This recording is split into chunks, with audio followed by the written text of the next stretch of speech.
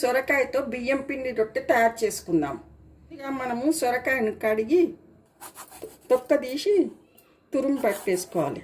బియ్యం పిండి తీసుకొని కొద్దిగా వాము, కొద్దిగా జీలకర్ర, కొద్దిగా పసుపు, కరివేపాకు.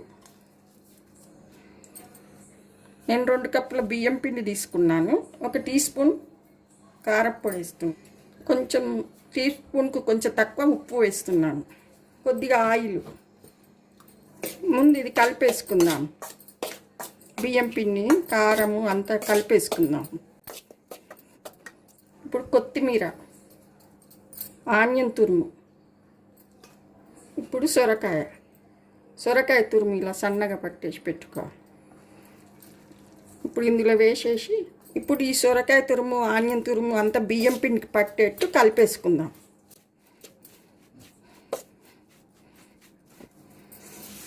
ఇప్పుడు చేతితో కలుపుకుందాము. ఇది తడిపిన తర్వాత అవసరం అనుకుంటే కొంచెం వాటర్ వేసి తడుపుకుందాం. నేను 2 కప్పుల బియ్యం పిండికి హాఫ్ సొరకాయ తురుము వేసినానండి. ఇప్పుడు కొద్దిగా వాటర్ వేసుకుంటూ తడుపుకుందాం. ఇది చపాతీ పిండిలా తడుపుకోవాలి. ఇప్పుడు పిండి రెడీ అయింది. ఇలా మెత్తగా చపాతీ పిండిలా తడుపుకోవాలి. మరీ మెత్తగా కాకుండా మరీ గట్టిగా కాకుండా తడుపుకోవాలి. దీనికి ఆయిల్ అప్లై చేసుకుందాం. ఇలా ఆయిల్ అప్లై చేసేసుకోవాలి. పూరీల పీట తీసుకొని దాని మీద ఒక మందంపాటి ప్లాస్టిక్ కవర్ తీసుకొని ఇలా ఆయిల్ అప్లై చేసుకోవాలి. ఆయిల్ అప్లై చేసుకున్న తర్వాత కాస్త బియ్యం పిండి ముద్దను తీసుకొని ఇలా రౌండ్గా చేసేసుకొని దీన్ని ఇప్పుడు రొట్టె ఒత్తేసుకోవాలి.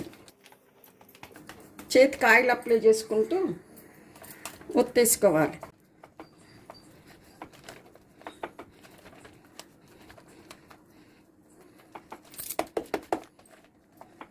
ఇప్పుడు ఇలా రొట్టె ఒత్తేసుకున్న తర్వాత మధ్యలో హోల్ చేసుకోవాలి. హోల్ చేసుకుంటే మనం ఆయిల్ వేసి కాలుస్తున్నప్పుడు మంచిగా కాలుతుంది.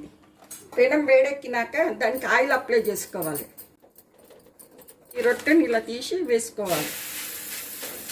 రొట్టె మరీ మందంగా కాకుండా మరీ పలుచగా కాకుండా చేసుకోవాలి.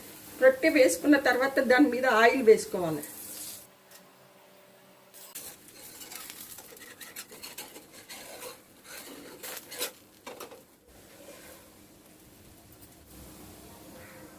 రోటీ రెడీ అయింది. సొరకాయతో బియ్యం పిండి రొట్టెలు రెడీ. ఇది పెరుగుతో తింటే బాగుంటుంది. బ్రేక్ఫాస్ట్కి లేదా డిన్నర్లోకి బాగుంటుంది.